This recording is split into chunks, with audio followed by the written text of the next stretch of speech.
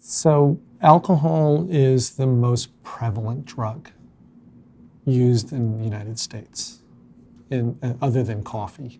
But it's the largest one, and it's usually the one that kids get exposed to earliest in their lives. It's really hard not to go somewhere in the United States and be away from alcohol. So when parents ask me, why alcohol? Why should we talk about alcohol among all the risky things that can occur? It's because it's the one that's out there the most.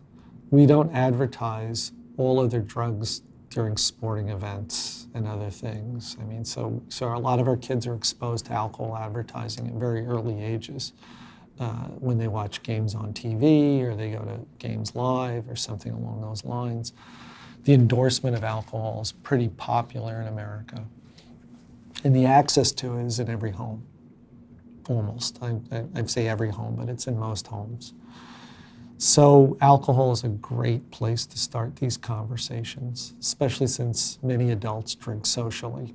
It's a good opportunity for them to talk about their own drinking, why drinking can be healthy at times and harmful at other times. That's not to say that other drugs aren't important to talk about. Again, we're in the midst of, unfortunately, our nation's largest opioid crisis. And there's a lot of reasons why that's going on. And a lot of parents are being exposed, unfortunately, to the fact that they have really good kids that have been exposed to opioids and are addicted. So I think it's really important to talk about a lot of different topics that are relevant in our society today. Alcohol being clearly one of them, marijuana being another one, opioids being another one. You know, at the end of the day, we want our kids to be healthy and live positive lives and be independent, be passionate about things. And unfortunately, alcohol and other substances are usually not part of that developmental process to help them in that way. What's a good age to start?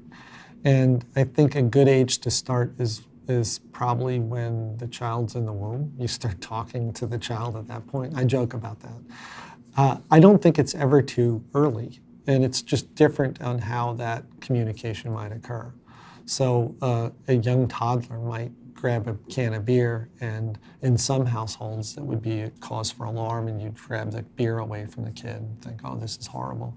In other households, it's kind of like, oh, get the camera out, let's take pictures. And so it does vary from home to home as to when those conversations would occur and what they would entail. So for a really young toddler, it might be, no, that's not okay, that's not safe for a young child, and that's about as far as it might go.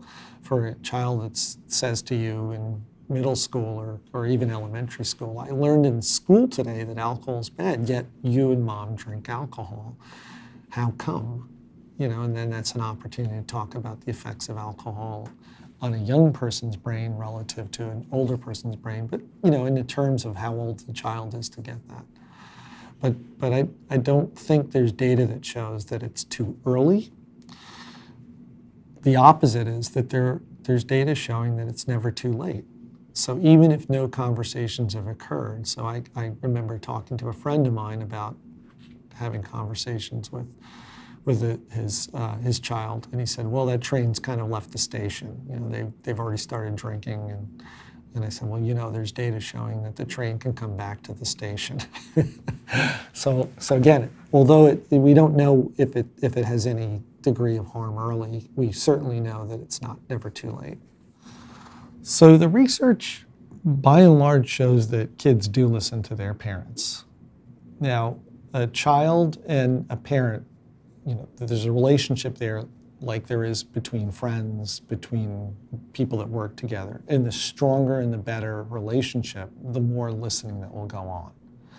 And so I've heard parents say, my kids don't listen to me, and I would like to know more about what's going on in that relationship that can improve from both sides a little bit more listening. And so a lot of the material that we've done in The Power of Parents and other parenting materials is to try and really build and strengthen that relationship and that bond so that it's based upon caring and warmth and understanding, and the parent's coming from a different perspective. The parent is the adult. The parent's the one that has the experience.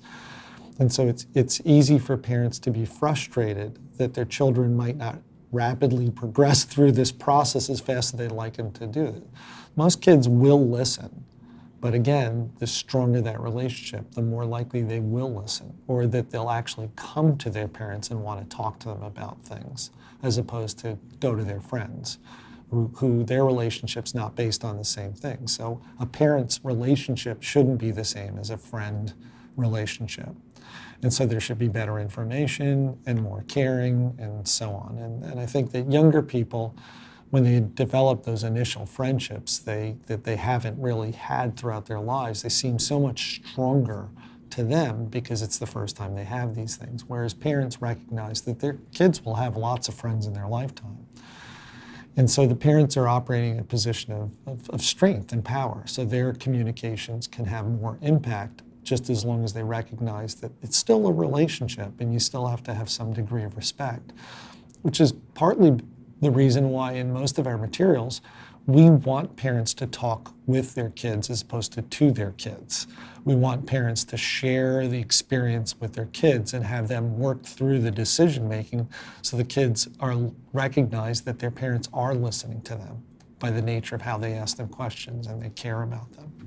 And I think that parents are the most effective source of information for young people to the extent that that relationship is stronger and more and based upon the things that we talked about before. So oftentimes parents will go through and they'll talk with their kids, and it doesn't matter whether they're a positive parent, authoritarian, and so on. But it may not work the way they wanted it to. I always suggest to parents that don't hesitate to revisit, to circle back and try again at another time. So if it's not working, so a good example is, suppose you're talking to your kids and you're really not having the desired effect. Instead of continuing to push and push and push and then meet more and more resistance, it's better to recognize at that particular point in time, probably change is not going to happen. So it's easier to go, okay, we'll stop right there, and you let it go. And then a day or so later, you could say, could we kind of circle back and revisit? We were talking about this, and it just didn't really go there. Is it okay if we talk about that, maybe in a different way? And if you notice, what I did was I asked a question. And I think that opening to, can we try something different? Can we make an attempt? Sometimes kids will turn around and they'll say, well, you're just going to do it like that way again. And that's a parent's opportunity to say, no, I'm going to try and change. I'm going to try and do it different. That's why I'd like to do it like this. So that revisiting, but recognizing that that didn't work, and you both recognizing that didn't work, and that you're revisiting with a different approach, sometimes breaks down that defensiveness and results in greater change than you would have had before if you would have pushed and pushed and pushed. So a question often comes up from parents saying, how often should I be talking to my kids about drinking and other risky behaviors? And I think this varies from child to child and parent to parent. So there's no one rule that all parents should apply, like you should do this weekly. But I would encourage parents to use the approach about decision making and opening kids up and having them come to you to talk to you about things that are going on in their lives. And the younger they are, the more frequent I think that should occur. And the older they are, it still should occur. And that's one of the mistakes I think that some parents do make, is that when their kids hit the magical number of 18, okay, that they turn and say, well, now they're an adult. In the eyes of the law, they're an adult, so they should be really good decision makers, and whatever happens from this point on, they have to live with the consequences. And I've always felt like parenting's not a light switch that you shut off and turn on because of an age.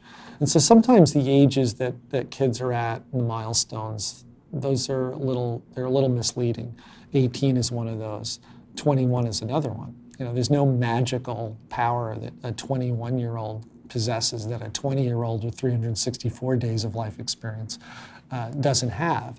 And so I think the conversations should continue on into young adulthood. And our data show that it's one, that those conversations are never too late. So even if there's a history of communications that hasn't worked, it doesn't mean that you don't stop trying, because our data show that even in the late teens and early 20s, initiation of these conversations has tremendous effects to lower risk and lower risky behavior, especially with regard to drinking and other substance abuse. As far as young people, I think a good rule to follow is to ask them questions about what happens in their day, when you get a chance to. And if 2 days go by, you say, we haven't talked for a couple of days. What's new? And if 3 days go by, you say, well, a lot's been going on this week. It's probably time that we have it, and we sit down and just chat for a little bit. That's one way to do it. The other way to do it is to build in different family events. And so I know some families like to play games together.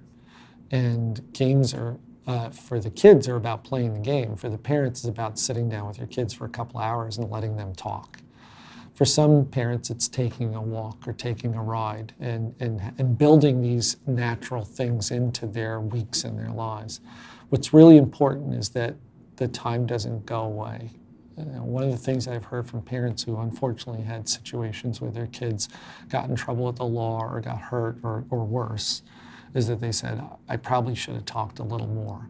And so in that sense, we don't have any data saying talking too much doesn't work. Again, it's about that relationship and building that relationship. So I would encourage, in our home, we try to have daily, when our kids were young, we had daily conversations. How was your day? We tried to be home when they got home from school. Somebody was home to be able to make a sandwich or do something like that.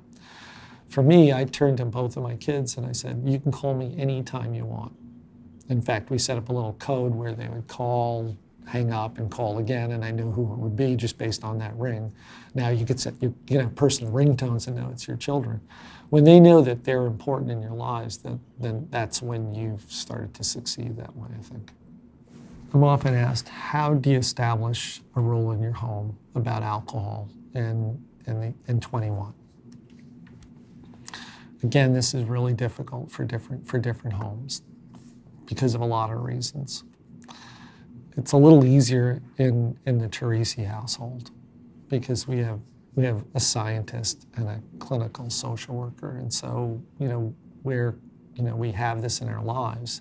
So it's easy for us to know the literature and know the science and communicate these values to our young kids at an early age.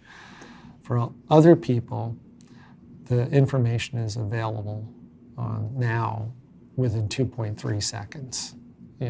Google is a wonderful resource. And any parent can go and read about ways to communicate with their kids. What's really nice and I think wonderful is that MADS put it all together. They put it together in Power of Parents handbooks for high schoolers, Parents and Power of Parents materials for middle schoolers, the pamphlets that are available that I can hold one of these up. And these materials help parents be able to talk about drinking, but also to help establish the rationale for why it's important to postpone it until after you're 21.